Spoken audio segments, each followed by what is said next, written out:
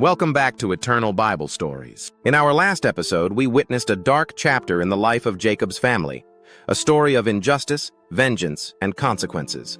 Now God calls Jacob back to a sacred place, and we see the close of one generation and the passing of another.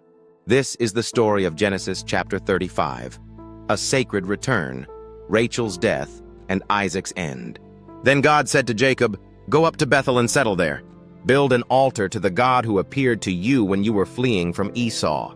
So Jacob told his household, "Get rid of the foreign gods you have with you. Purify yourselves and change your clothes. Then let us go to Bethel, where I will build an altar to God."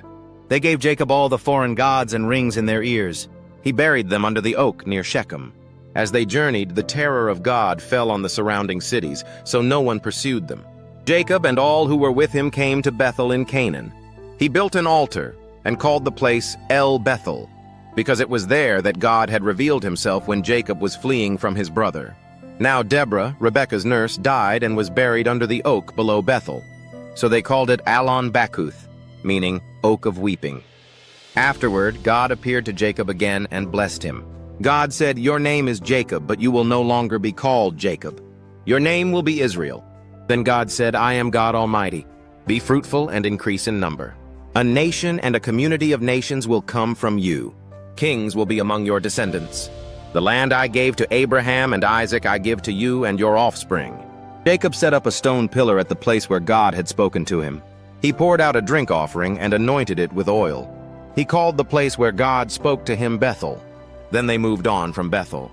While they were still some distance from Ephrath, Rachel began to give birth and had great difficulty. As she was dying, she named her son Ben-Oni, meaning son of my sorrow. But Jacob named him Benjamin, son of the right hand.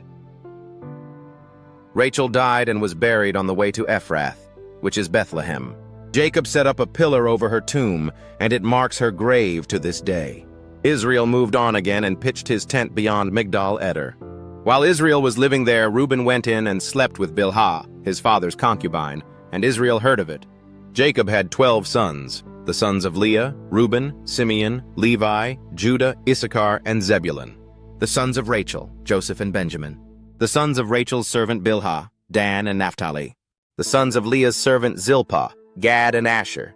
These were the sons born to Jacob in Padan Aram.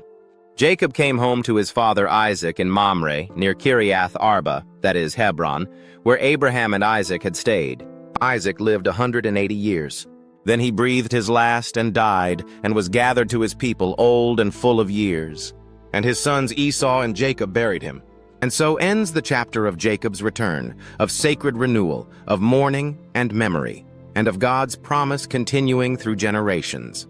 If this story reminded you of God's faithful presence through every high and low, please like the video and subscribe to our channel for more timeless Bible stories brought to life.